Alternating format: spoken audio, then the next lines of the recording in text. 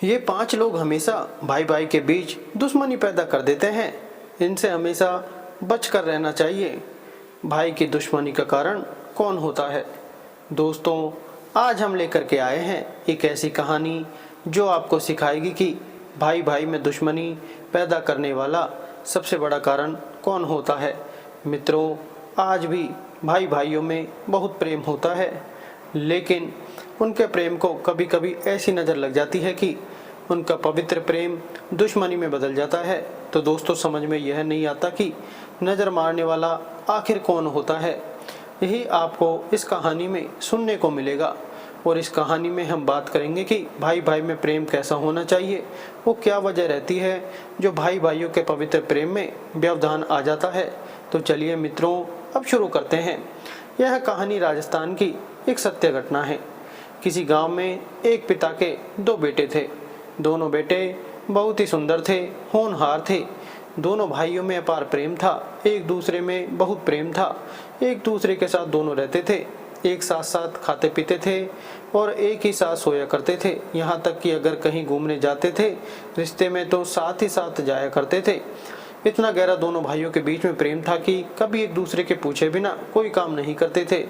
प्रिय मित्रों, कहते भी हैं भाई भाई में दुश्मनी न पहले थी और न आज होती है। भाइयों में तो हमेशा प्रेम ही होता है। इनमें दुश्मनी पैदा करने वाला कोई और होता है। जरा विचार कीजिए, जिन 2 भाइयों ने एक ही माँ के गर्भ से जन्म लिया है, उनमें भला दुश्मनी कैसे हो सकती है? कदापि नहीं हो सकती। भाई भाइयों में दुश्मनी के पीछे कोई और होता है। अब वह कौन होता है, यही हमें समझने की जरूरत है। कहते हैं, धन, संपत्ति, स्त्री और दुष्ट आदमी पर भरोसा करना, जैसे कि चुगलखोर या आपका कोई पुराना शत्रु, लड़ाई झगड़े, आपस के बैर, इन लोगों से हमेशा जुड़े लेते हैं। आवश्यकता से ज़्यादा महत्वाकांक्षी होना आपसी मतभेद की एक वजह यह भी होती है। आपस में लड़ाई दुश्मनी होने के पीछे यही लोग मुख्य वजह होते हैं। कौरव और पांडव के बीच दुश्मनी पैदा करने वाला गंधार नरेश शकुनी था। अब आप सोच रहे होंगे कि शकुनी ने ऐसा क्यों किया? तो इसके पीछे वजह थी शकुनी का वो संकल्प जो उसने अपनी बहन के विवाह के समय लिया था। जिस समय पितामह भीष्म अपने अंधे भतीजे धृतराष्ट्र के लिए गांधार नरेश सुबल की पुत्री गांधारी को मांग लाए थे। जब यह बात शकुनी को पता चली कि भीष्म पितामह मेरी बहन को झूठ बोल करके अपने अंधे भतीजे के लिए ब्याह ले गए हैं, तब शकुनी ने यह प्रतिज्ञा ली थी कि मैं आज से अपने राज्य में न रहकर हस्तिनापुर में रहूंगा और इसके वंश को नष्ट करवाने का काम करूंगा। मित्रों, अब वही आ जाइए उसी कहानी पर। दोनों भाई धीरे धीरे जवान हो गए और जवान हो गए तो पिता ने दोनों भाइयों का विवाह कर दिया। दोनों की बहुएं घर में आ गईं तो कुछ दिन बीत जाने के बाद दोनों भाइयों की पत्नियों में झगड़ा शुरू हो जाता है और झगड़ा इतना बढ़ जाता है कि फिर दोबारा देवरानी और जेठानी में कभी नहीं बनती है। भाइयों की पत्नियों ने दोनों भाइयों के दिल और दिमाग में जहर घोलना शुरू कर दिया। वे अपने पतियों से अक्सर कहती थी कि तुम्हारा भाई ऐसा है, तुम्हारा भाई वैसा है, तुम्हारे भाई ने यह कर दिया, तुम्हारे भाई ने वो कर दिया, तुम्हारा भाई अपने लिए यह करता है, तुम्हारे लिए कुछ नहीं करता। इस तरह से वे एक दूसरे भाई के ऊपर दोषारोपण लगाने लगी। प्रिय बंधुओं, उन भाइयों के पिता जो थे, अपनी औलाद का यह चरित्र देखकर बहुत दुखी हुए। फिर एक दिन उन्होंने दोनों बेटों को बुलाया और कहा कि बेटा हो तुम, आपस में हमेशा प्रेम से रहना, तुम दोनों कभी अलग मत होना, तुम्हारी पत्नियों के बर्ताव अच्छे नहीं हैं। किस प्रकार वो पिता हर समय अपने बेटों को समझाता रहता था। धीरे धीरे कुछ समय और बीत जाता है। एक दिन वो आया कि उन दोनों के पिता जो था वह दुनिया छोड़कर चले गए। अब उन बेटों को समझाने वाला कोई नहीं था। समय के साथ उनका परिवार भी बढ़ता चला गया। दोनों भाइयों के बच्चे भी हो गए थे। बड़े भाई के 5 बेटे थे और छोटे भाई के 4 बेटे थे। मित्रों, इन बच्चों की माताओं ने अपने बच्चों के अंदर भी जहर घोलना आरंभ कर दिया। कहने लगी, बेटा तेरा चाचा बहुत दुष्ट है, कभी उनके काम में मत आना, उन्होंने हमारे साथ अच्छा नहीं किया है।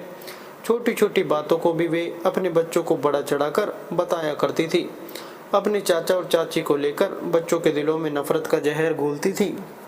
इधर छोटी बहू ने भी अपने बच्चों से कहा और सिखाया कि बेटा तुम्हारा ताऊ ऐसा है, तुम्हारी ताई वैसी है, अगर वे तुमसे किसी काम के कहे तो कभी उनके काम पर मत जाना, कभी उनके पीछे किसी से लड़ना मत, कभी धन से उनकी मदद मत करना। उन्होंने हमारे साथ अच्छा व्यवहार नहीं किया है। आज तक बहुत मुश्किल से हमने अपना समय काटा है। तुम्हारे ताऊ और ताई ने कभी हमें चैन से जीने नहीं दिया। इस तरह से नफरत के बीज अपने बेटा और बेटियों के दिमाग में उन्होंने भर दिए। बच्चे भी अच्छी तरीक़े से समझ गए कि हमारे चाचा और ताऊ अच्छे लोग नहीं हैं, वह हमारे शत्रु हैं। उनकी माताओं ने उन्हें हमेशा दुश्मनी का ही पाठ पढ़ाया था। छोटी छोटी बातों को बड़ा चढ़ाकर बताया, मन में अपने ताऊ और चाचा के प्रति जहर घोल दिया। इस तरह से दोस्तों, जब बच्चे भी जवान हो गए तो बच्चों ने अपने अपने पिता पर रोक लगाई और उनसे कहा कि तुम ना तो एक दूसरे के घर जा सकते हो और ना आपस में मिल सकते हो, क्योंकि उन बच्चों की माताओं ने उनके चचेरे भाई बहनों के अंदर पहले से ही दुश्मनी का बीज बो रखा था। मित्रों, जरा विचार कीजिए, जिन भाइयों ने बचपन से एक साथ रहना, खाना पीना और सोना सीखा हो, वह भाई एक दूसरे के पास बगैर जाए बगैर बोले कैसे रह सकते हैं? कभी नहीं दोस्तों। परिणाम यह हुआ, उन दोनों की बीवियों ने अपने अपने बच्चों के अंदर तो दुश्मनी तैयार कर दी, साथ ही साथ उन दोनों भाइयों को भी एक दूसरे से मिलना जुलना भी बंद करवा दिया। धीरे धीरे जब बच्चे जवान हो गए तो वे दोनों भाई बूढ़े होते चले गए। जब मौका मिल जाता था तो दोनों भाई चुप चुप के मिल लेते थे, अपने आपस में सुख दुख की बातें कर लेते थे। वैसे तो औलाद ने उनके ऊपर पाबंदी लगा रखी थी कि वे एक दूसरे से कभी ना मिले और ना उनके घर जाएं और ना कभी उनके कभी काम आए। कभी कभी तो ऐसा होता था कि 2-2 महीने 4-4 महीने निकल जाते थे, तब कहीं दोनों भाइयों की मुलाकात होती थी और जब वे मिलते थे तो आपस में बहुत मिलकर रोते थे, अपने अपने दिल की बात एक दूसरे से कहते थे, अपना अपना दुख एक दूसरे से व्यक्त करते थे और गले मिलकर के दोनों भाई खूब रोते थे। कहते थे, भैया हमारी तुम्हारी औलाद ने हमें तुम्हें अलग कर दिया है, लेकिन इस औलाद में आपस में भी नहीं बननी है, आपस में भी लड़ते झगड़ते रहते हैं, एक दूसरे को मरने मारने पर तुले हुए हैं।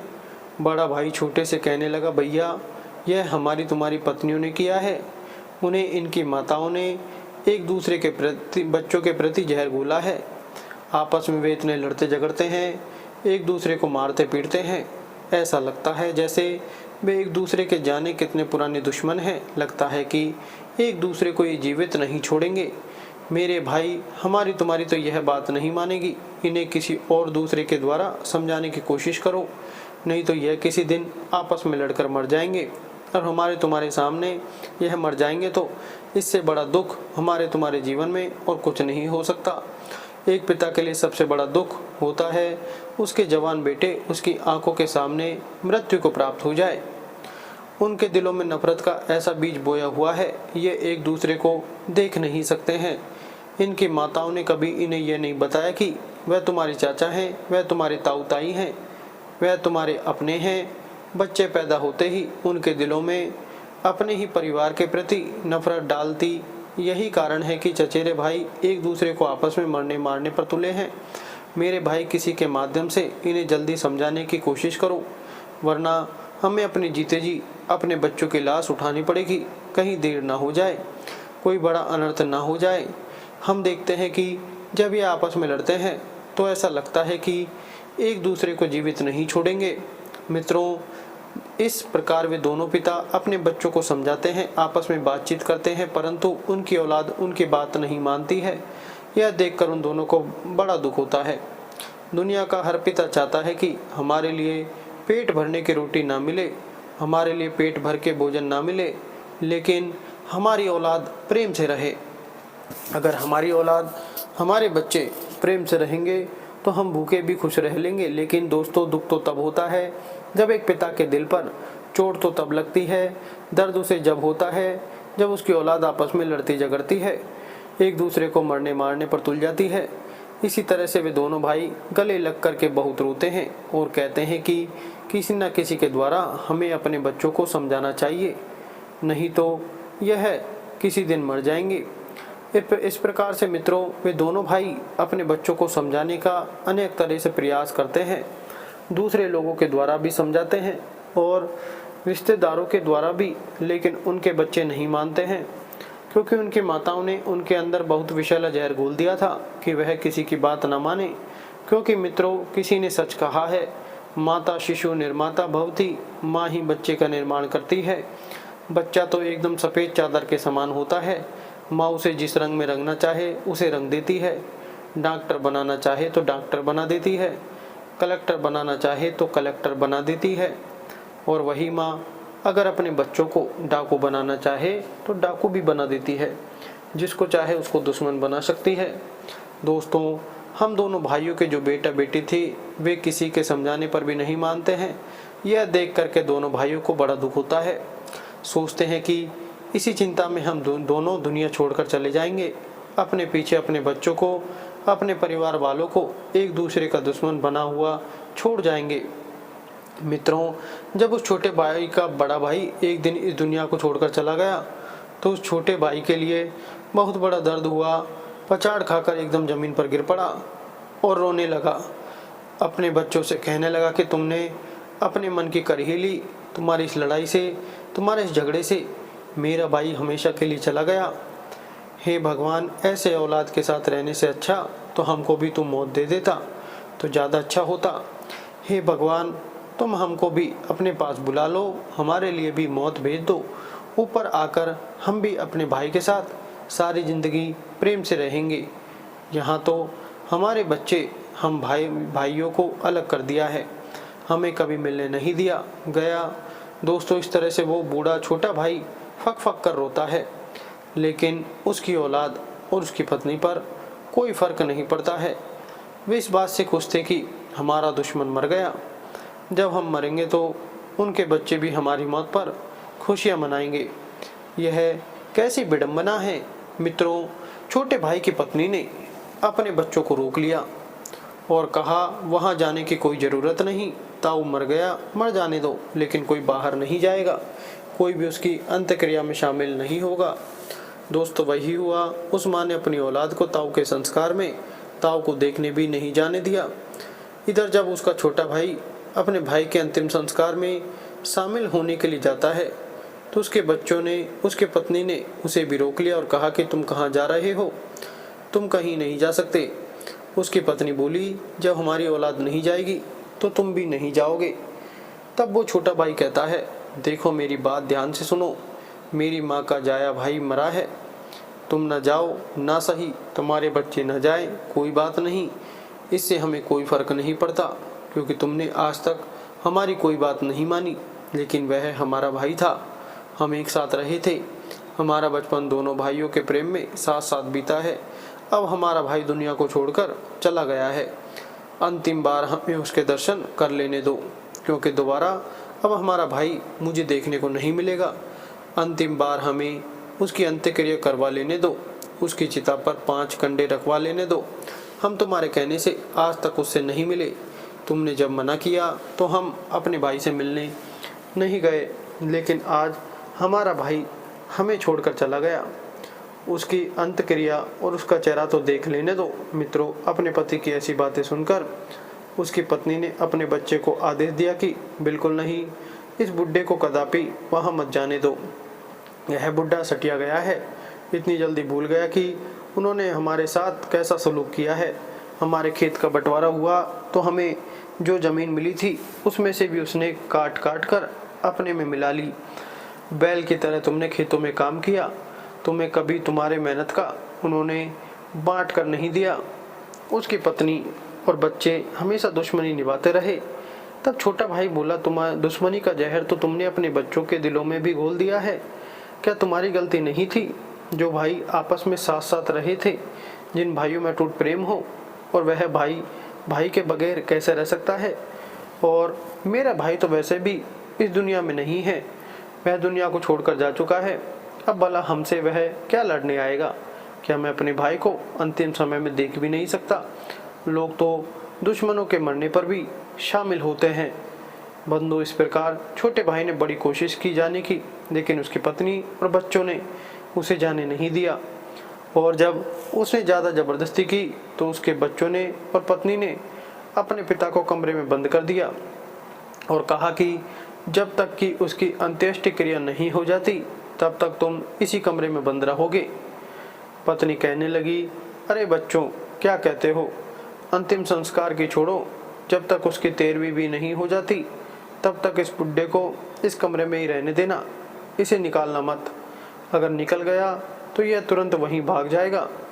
प्रिय बंधु, इस प्रकार उसकी पत्नी और बच्चों ने उस भाई को कमरे में बंद कर दिया। बेचारा वह बूढ़ा पिता क्या कर सकता था, क्योंकि शरीर में इतनी ताकत नहीं थी।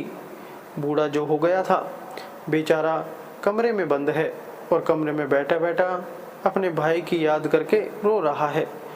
मित्रों, विचार कीजिए, वो स्त्री और वो औलाद कैसी होगी जिसने उसके भाई के मरने पर भी उसे मिलने नहीं जाने दिया, उसकी अंत्येष्टि क्रिया में शामिल नहीं होने दिया। इतनी बड़ी दुश्मनी क्या हो गई?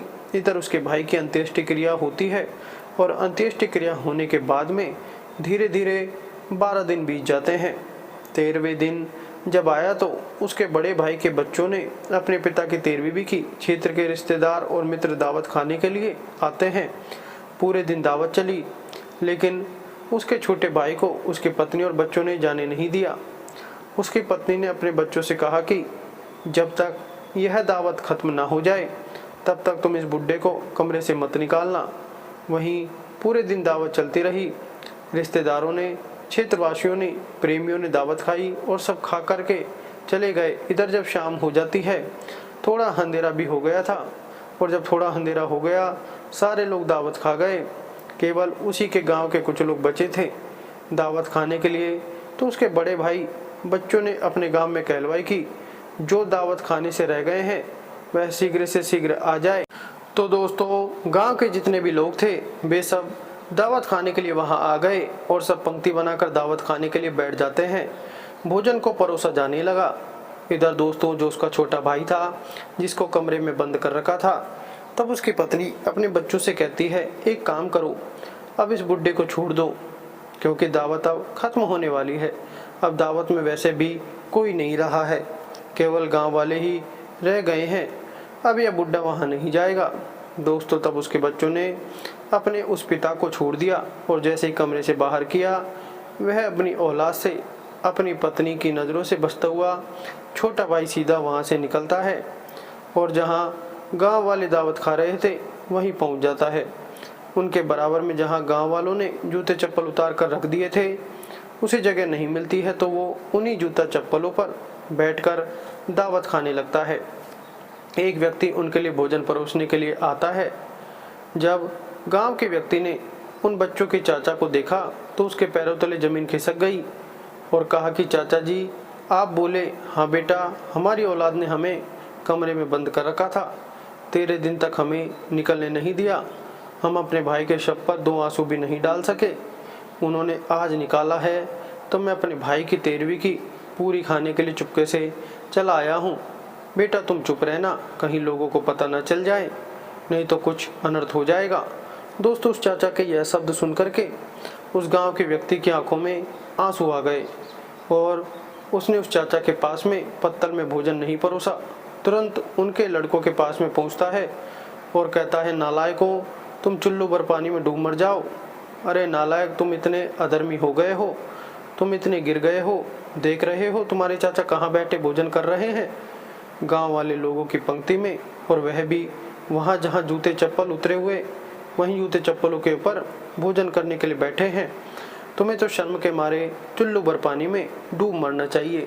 क्या तुम्हारी इतनी बड़ी दुश्मनी है कि तुम अपने बड़ों का सम्मान करना भी भूल गए? धिक्कार है तुम जैसी औलाद के लिए।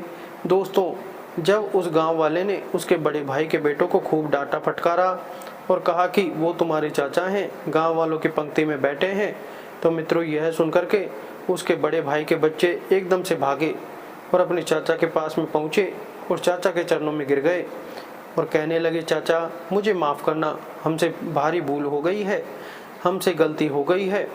हमारे चाचा जी गांव वाले लोगों के साथ बैठकर भोजन कर रहे हैं। धिक्कार है ऐसी औलाद के लिए, धिक्कार है ऐसे कुल के लिए जिसके चाचा लोगों के जूते चप्पलों के ऊपर बैठ करके भोजन करें। तो ऐसी औलाद के लिए मर जाना बेहतर है। जो भी हो, आप हमारे चाचा हैं, आज से अब आप ही तो हमारे लिए बचे हैं।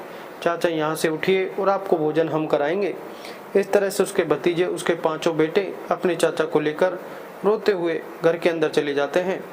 उनको भोजन कराते हैं और भोजन करने के बाद में उस चाचा ने अपने पांचों भतीजों को अपने गले से लगा लिया और भाई की याद करके रोने लगा। अपने चाचा को रोता हुआ देख करके पांचों बेटों के आंखों में आंसू की धारा बहने लगी और कहने लगा, चाचा तुम क्या चाहते हो, तुम्हारी क्या इच्छाएं हैं, हमें बताओ, आज हम वही करेंगे। तब चाचा अपने पांचों भतीजों को गले से लगा करके कहता है कि मेरे पुत्रों, मेरे लाल, आप मेरे भतीजे हैं, चाहे मेरे बेटा है आप मेरे हैं। मैं यह चाहता हूँ कि मेरा भाई जिंदा था तब तक तुम्हारी माताओं ने हम दोनों भाइयों को नहीं मिलने दिया और तुम चचेरे भाइयों को आपस में नहीं मिलने दिया। तुम चचेरे भाइयों के अंदर उन्होंने ऐसा जहर घोल दिया कि तुम लोगों के आपस में दुश्मनी बन गई। मेरी तो इच्छा यही है कि मेरा बड़ा भाई तुम लोगों के झगड़े से इस दुनिया से छोड़कर चला गया, लेकिन मैं ऐसा मरना नहीं चाहता। मैं तो यह चाहता हूँ मेरे लाल की तुम पांचों और हमारे चारों बेटे तुम सब एक हो जाओ, और जब तुम सब एक हो जाओगे तब हम सुकून से इस दुनिया से जा सकेंगे, नहीं तो मेरे प्राण भी सुकून से नहीं निकल पाएंगे। दोस्तों, वो चाचा कहने लगा, मेरे पुत्रों तुम चलो, मैं आगे चलता हूँ और अपने चारों भाइयों के चरणों में लेट जाना। वो इतने कसाई नहीं है, वो इतने झगड़ालू नहीं है कि तुमसे झगड़ा करने लगेंगे। बेटा, हमारी बात को अगर तुम हमें चाचा मानते हो तो मान लो। दोस्तों, अपने चाचा की यह बात को सुन करके पांचों उनके भतीजे कहने लगे, चाचा जैसा आप कहते हैं हम वैसा ही करेंगे, चलो हम अपने भाइयों को मना लेंगे।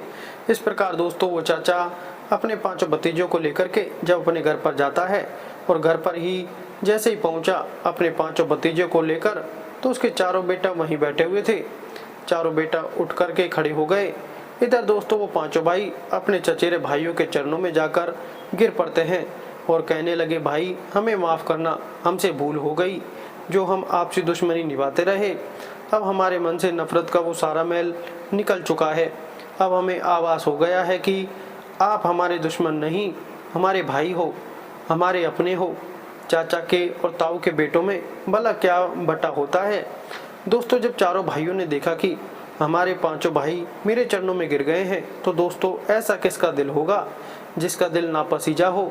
चारों भाइयों ने अपने पांचों भाइयों को गले लगा लिया और बहुत देर तक एक दूसरे के गले चिपके रहे और आपस में कहने लगे कि भाई, आज के बाद हम तुम आपस में कभी झगड़ा नहीं करेंगे, हम तुम आपस में कभी दुश्मनी नहीं बनाएंगे, अब बाकी जिंदगी हम तुम प्रेम से मिलकर गुजारेंगे।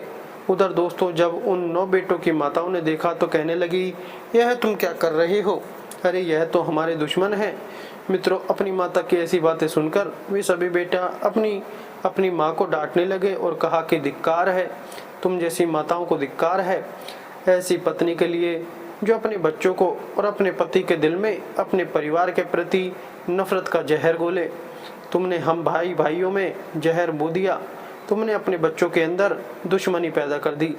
अरे दुनिया की माँ तो, दुनिया की स्त्रियाँ, दुनिया के नारी परिवार जोड़ने का काम करती है और तुमने तो परिवार को तोड़ दिया है और तुम अपने आप को माँ कह रही हो, तुम अपने को स्त्री कह रही हो, तुम अपने आप को एक नारी कह रही हो।